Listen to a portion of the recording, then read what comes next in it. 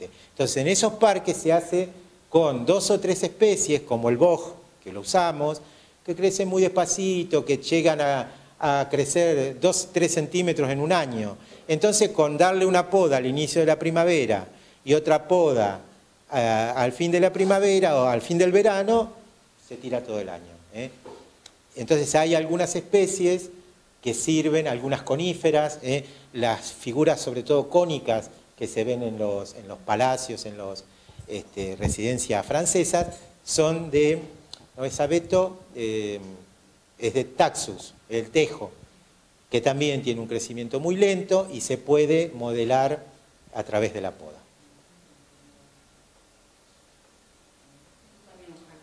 Eso es un jardín inglés y ahí sí vemos que hay más una aproximación a la naturaleza, está el agua, está el puente típico y alguna construcción que en algunos casos tenía una finalidad utilitaria, pero en algunos casos simplemente era una construcción que no tenía una utilidad, era un punto focal dentro de ese parque que llame la atención.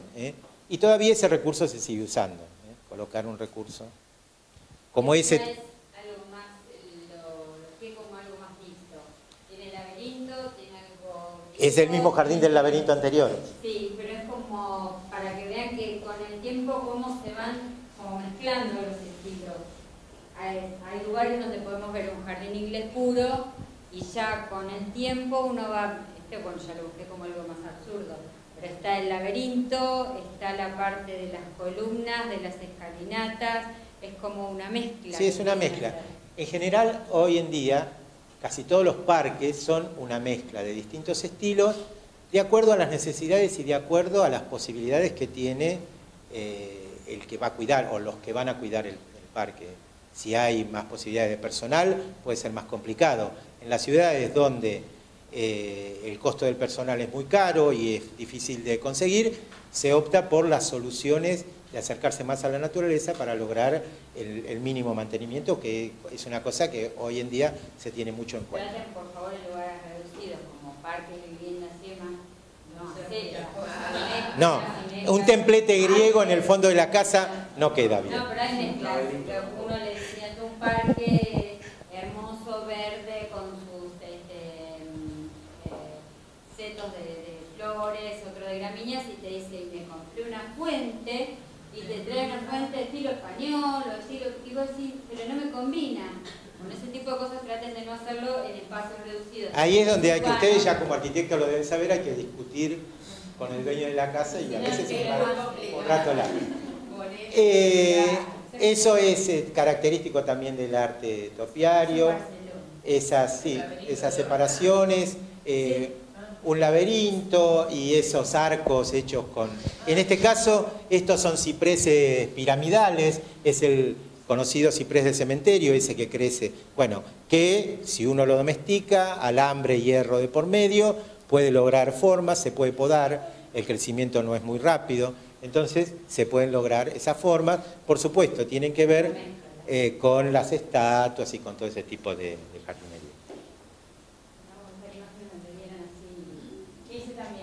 Una parte del laberinto, una parte de los romanos, una parte dijo, bueno, hacemos una mezcla, pero como uno cuando va... Claro, pero fíjate que aparentemente, a partir de acá, como decía yo en Versalles, se transforma en un bosque donde la simetría existe. Las plantas esas están plantadas una a 3 metros, una a 5 metros de la otra. No es que no hay simetría, pero la masa boscosa la hace desaparecer. Pero como uno ya habiendo visto los estilos anteriores, se da cuenta que hay como una mezcla de detalles. Ese es el jardín japonés del que yo hablé antes, donde lo vegetal disminuye mucho y empiezan a aparecer este tipo de combinaciones de rocas, que en algunos casos pueden ser naturales, pero en otros casos no son naturales, y distintos tipos de arenas o de pedregullo de distintos colores. Seguramente debe tener algo de agua, pero tampoco no es muy jardines de difícil mantenimiento. Son de muy difícil mantenimiento. Por eso generalmente están restringidos a espacios muy chicos, porque no es fácil mantener eso prolijo, limpio, porque aparte esto se logra con una especie de rastrillos con dientes para poder ir dando esas curvas y lógicamente un tiempo dura, pero después llega un momento que a lo mejor por efecto del viento, de la lluvia fuerte o algo así, se cambia, entonces hay que volver a... No, vos sabés que en muchos de esos lugares no hay mucha vegetación natural. A mí el tema de la piedrita, cómo brota la tierra cuando llueve, o sea, que es una cosa que la tenés que estar renovando. Bueno, no. Ahora, a ver, esto, sí, no, eso lo vamos a hablar, por supuesto. Esto es deliberadamente artificial. Es deliberadamente artificial. Es como que vos pintás un cuadro con un paisaje. Es artificial, es un cuadro.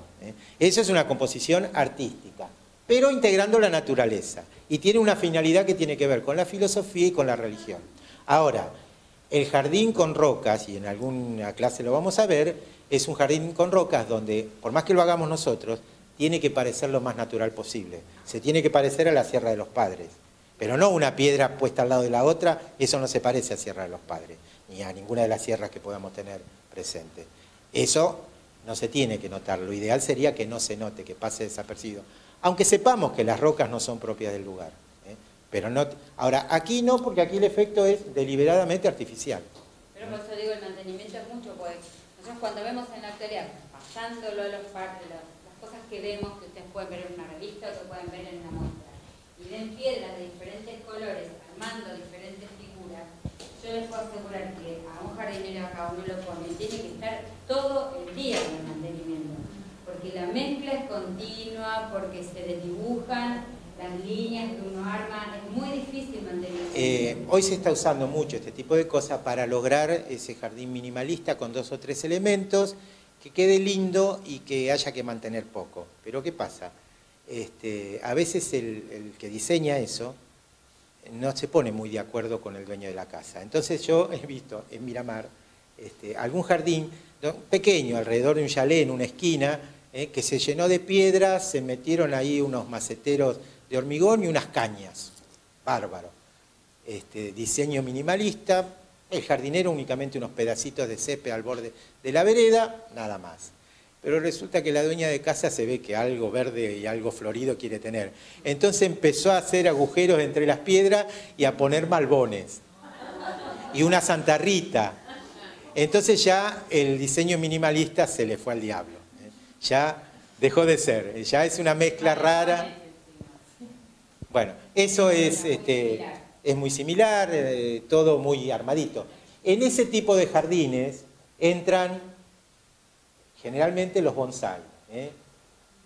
Los bonsái que a veces son de plantas que son propias de la región, de la zona, entonces son bonsái que viven al aire libre. Por supuesto hay que tener todos los cuidados, el riego, cuando lo necesite y demás. Pero muchas veces son bonsái de plantas que para ellos son exóticas. Y que llegado el momento del año también hay que llevarlos adentro de un invernáculo porque no pueden estar al aire libre. Pero es muy común encontrar dentro de este diseño algún sector como una piedra plana donde hay 2 o 3 árboles bonsái porque se integran perfectamente a ese tipo de filosofía.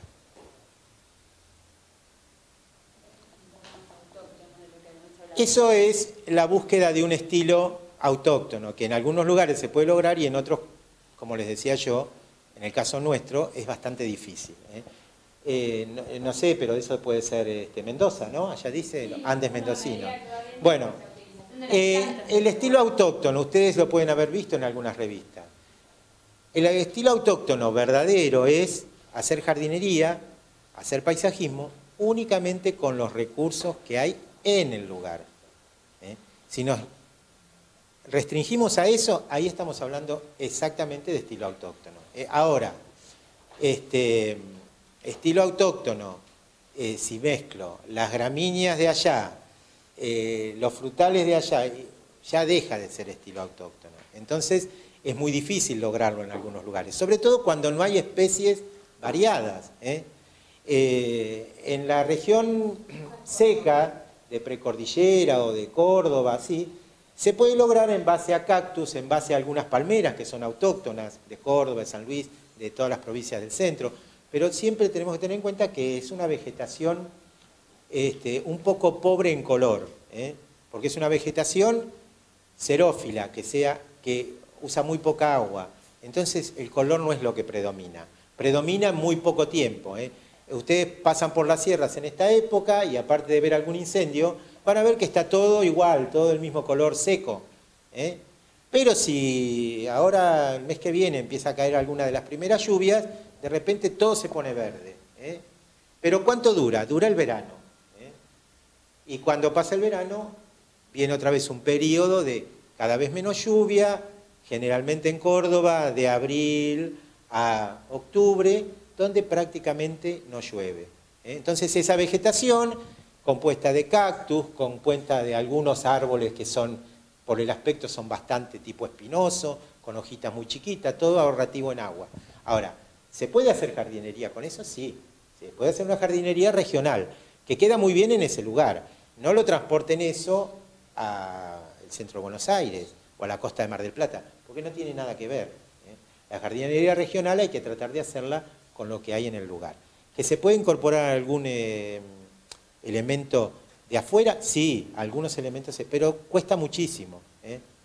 Es el ejemplo que les daba hoy del jacarandá en Mar del Plata. El jacarandá en Mar del Plata, en el barrio Los Troncos, en determinados lugares donde hay mucha construcción y donde se lo cuida hasta el cuarto o quinto año y se lo tapa en invierno y todo demás, hasta que tiene un tallo de 2 centímetros de diámetro, lo mismo que el palo borracho. Bárbaro. Ahora saquen ese jacarandá a 4 kilómetros de la costa o de la zona más poblada, donde ni siquiera está el efecto de la calefacción y de los vehículos y todo demás, y son 4 o 5 grados menos y el jacarandá no aguanta. Es un estilo que le llaman autóctono, pero es el estilo del sur.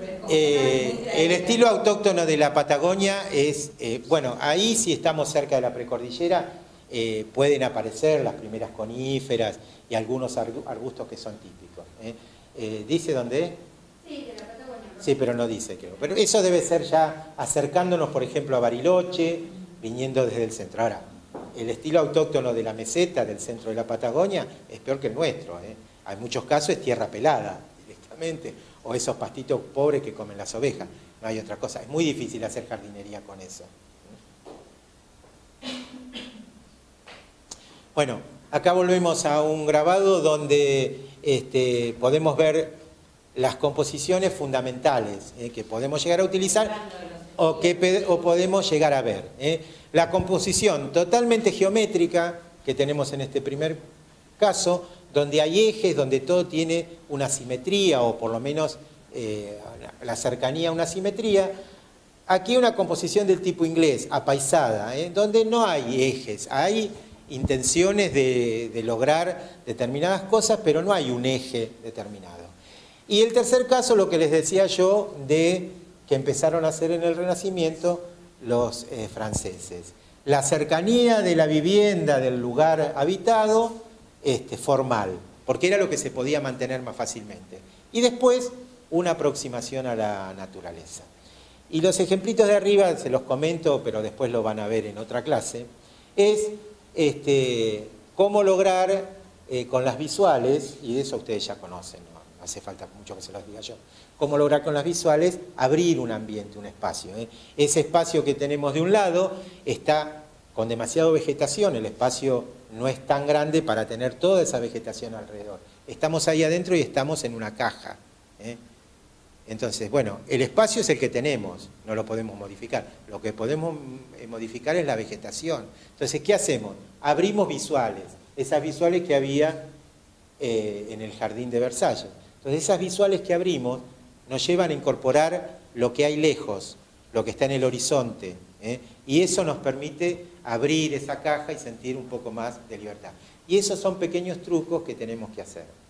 Y recuérdenlo cuando ustedes quieran hacer o hagan un proyecto y tiene que ver en un barrio donde ya está establecido y hay árboles muy valiosos y hay árboles que cómo hizo el vecino para tener semejante jacarandá o semejante roble o semejante pino, y uno dice, pero hay una pared en el medio. Bueno, disfracemos la pared, tapémosla de alguna manera, preferentemente de una manera agradable, por supuesto, y usemos la visual y el árbol que florece del vecino, lo tengo yo en mi jardín. Yo estoy sentado aquí al borde de la pileta y veo mi pileta, los arbustos que yo planté contra la pared, para que la pared pase lo más desapercibida posible, y atrás tengo ese árbol que durante 1 o 2 meses del año yo se lo robo al vecino. Y de esa manera amplío mi jardín. No me quedo. Imagínense, acá en Mar del Plata, o como pasa en Buenos Aires, o en todos los centros urbanos muy poblados, tenemos lotes de 10 metros. Acá son todos por lo menos de 10 metros. De 10 de ancho, sí. De 10 de ancho, sí, de eso hablaba. Y después el largo, bueno, dependerá de cada caso. Pero tenemos lotes de 10 metros de ancha. En el Gran Buenos Aires, donde yo soy originario, los lotes de las zonas más viejas tienen 8,66. Con 8,66 que casi no hay lugar para una cochera. Ya, porque si se hace la cochera, no se hace el living, o el living se hace más atrás, ya eso es todo una complicación para un arquitecto. Bueno, imagínense cómo hay que tratar de aprovechar lo que tiene el vecino, lo que se ve en el fondo, o los pocos árboles que quedan en algún caso, en alguna casa vieja, una palmera de esas que tienen 100 años, como las que se llevaron en muchos casos allá a la Plaza de la Costa. Bueno, esa palmera que tiene un vecino, antes que la tire, porque en algún momento seguro la va a querer tirar, esa palmera la tengo que aprovechar. No la tengo que tapar con un pino adelante. ¿Qué es más lindo para nosotros? Por lo menos para mí. A palmera le gana un pino, porque pinos hay montones, palmeras no hay tantas. Aparte, bueno, es una cuestión de gusto eso. Pero entonces, si a mí me gusta esa palmera, la voy a tratar de incorporar. ¿Qué hago? La incorporo. ¿Cómo la incorporo? Y una de mis visuales, desde el punto donde voy a transitar, donde está la pileta de natación, donde está el patio donde yo me puedo sentar a tomar sol o algo así, esa visual me tiene que mostrar la palmera que tiene el vecino. Y yo la estoy aprovechando y yo no la planté y no la tuve que cuidar. Y aparte, a lo mejor no hubiera podido, porque si es una palmera o una planta de esa magnitud, tiene probablemente 70, 80, 100 años. Pero que recalcaba, perdón Alberto, después de estas tres composiciones son las que tenemos que tener en cuenta, porque en base a eso, en las clases sucesivas, vamos a ver cómo esto lo trasladamos a un lote, a un patio, quizás no puro, sino mixto como lo vemos abajo, pero vamos a ver y vamos a decir, trabajo con ejes, no trabajo de una forma más libre, y siempre uno da vuelta sin darse cuenta alrededor de las composiciones, que vienen a través, por eso dimos toda esta clase de historia del paisajismo de los jardines, porque vienen a llevar las tres formas básicas de armado de un parque o un jardín o un patio, depende de las dimensiones que tenga, urbano. Otro elemento que tiene mucho que ver con eso, y que lo vamos a ir desarrollando, es lo que tiene que ver con la sombra y con los colores y la forma y la magnitud de las plantas. Porque siempre tenemos que tener en cuenta de dónde viene la principal fuente de luz en verano, hacia dónde dan sombra los árboles, hasta dónde me va a dar sombra un árbol que tiene follaje permanente en invierno, y entonces yo pongo una hermosa conífera que tiene hoja todo el año, y que no deja crecer nada abajo, y la pongo al lado de la casa, y tiene 1,5 metros, la compré en el vivero, qué linda, me salió caro porque es una conífera, pero después esa conífera llega, dentro de 20 años, llega a los 20 metros, 25 metros, y entonces no solamente me va socavando por abajo, sino que me va tapando por arriba. Entonces mi casa queda en la sombra, queda en la humedad permanente, porque el pino yo le puedo sacar algunas ramas. ¿Qué hago cuando saco las ramas? Lo empeoro, porque después vamos a ver, cada árbol, cada arbusto tiene una forma típica. Colocar una especie para después poder... No sé si todos tienen noción lo que es la silueta de un cedro. La silueta de un cedro es una silueta cónica, como la de un abeto. El típico árbol de Navidad, con ramas anchas abajo y así se va para arriba, ¿no? Entonces yo esa silueta cónica de un cedro, digo, me molestan las ramas, porque yo quiero poner el auto abajo, porque los chicos quieren jugar y le... Porque no puedo podar. O porque... no puedo cortar el pasto. Claro. Entonces, ¿qué hago?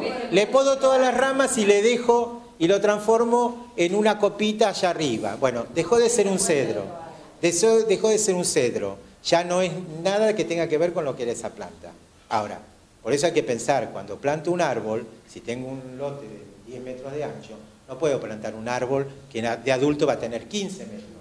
Porque no solamente me va a molestar a mí, sino que voy a empezar a tener problemas con los vecinos. Y hay otras especies que se pueden colocar, claro, sin deformar. Lo que hay que colocar, a lo mejor una conífera o algún árbol que tenga esa silueta o que tenga la forma que a mí me gusta, que dé flores o que dé frutos, pero que crezca lento y yo me voy a morir antes y que se arregle el que viene atrás. O si no, que no tenga un crecimiento tan grande. Ahora, esos árboles, esas formas puras que son espectaculares, hay que dejarlas para una propiedad grande, para un parque. Cuando vayamos a una estancia, vamos a ver que donde hay esas combinaciones de ese tipo de formas, la cosa se hace espectacular, pero hay que tener lugar. En el jardín de casa no podemos tener la enredadera, los rosales, el jacarandá, el palo borracho, el pino de Navidad, todo junto. Y un limonero. Y un limonero, porque el limonero siempre es útil. Y el canterito con hierbas aromáticas. Y aparte ahora también hay que tener un estanque. Así que no, es imposible. Pero ustedes lo saben, porque ustedes cuando hacen un proyecto, alguna de estas cosas la tienen en cuenta. Y algún cliente les debe decir, no, porque yo quiero tener la pileta, pero también quiero tener una pérgola, pero también quiero tener un pedazo de patio y también me gustaría tener una parte con sombra y algún árbol. Y usted dice, ¿y dónde lo pongo todo eso? ¿Cómo hago? O sea, ahí empieza la lucha. Si no se encaprichan, se arma y dentro de un año te llama y te dice, empezamos a desmontar algo, el famoso 3 abedules que pongo, porque no sé quién eran 3 abedules siempre. Y cuando empiezan a crecer se hacen grandes y altos y te llaman por teléfono, termina siendo 2, termina siendo 1, y aunque no, y da una pena una vez que enraizaron y se pusieron en su lugar, te digo, ¿para qué lo pusieron? Pero bueno, es como dice Alberto, queremos tener todo. Queremos tener todo. Y después otro factor que, es, que tiene mucho que ver con esto que estamos hablando, es la moda. Y ustedes, los más jóvenes no, pero los que son un poco mayores, lo saben. Las plantas tienen moda, como todo. Este año está de moda el helecho de tal tipo, y dentro de 2 años vuelve a estar de moda los ficus, y dentro de 10 está de moda tal otro, y entonces yo saco y pongo, y queda una ensalada, una mezcla de cosas que no tiene ningún sentido. Y muchas veces, y esto es una consecuencia y nada buena, es que esa planta que yo tenía, pasa con los ficus benjamina, ficus de hoja chiquita, que casi todas las casas había uno en el living o en la cocina o en algún lado, está en una maceta, se está secando, lo pongo en la vereda o lo pongo en el jardincito del frente. Bueno, si aguanta, porque no es muy aguantador de la helada, pero acá todavía se la banca. ¿Qué me pasa? Empieza a crecer como crece en Brasil. Y en Brasil tiene 40 metros de altura y empieza a echar raíces, y después cuando llega a tener un tronco de un diámetro de 1 metro, tira lianas que llegan al piso y enraizan y se forma una pared vegetal. Entonces empiezan los problemas con los vecinos, el ombú en la vereda. ¿No hay acá en Mar del Plata algún ombú en una vereda? Bueno, es lo mismo. Sí. Bueno, en Miramar todavía hay un hermoso ombú en una vereda y un chalet. Cerca de la costa, debe tener sus 100 años, o 80 o algo así, porque está en la parte de chalet más vieja de la ciudad. Bueno, y los dueños de casa lo vienen manejando dentro de lo posible. No sé el vecino, pero la casa de al lado me llama la atención que está medio destruida y la quieren vender y no hay nadie que la quiera comprar. Era un chalecito también. No sé si la destrucción tiene que ver con eso, pero bueno, un ombú no es para tener en la vereda. Creo que ya hablamos bastante. Nos vemos la semana que viene. Y yo voy a agarrar un poco más para el lado de la biología y ella va a seguir con lo que tiene que ver con el diseño.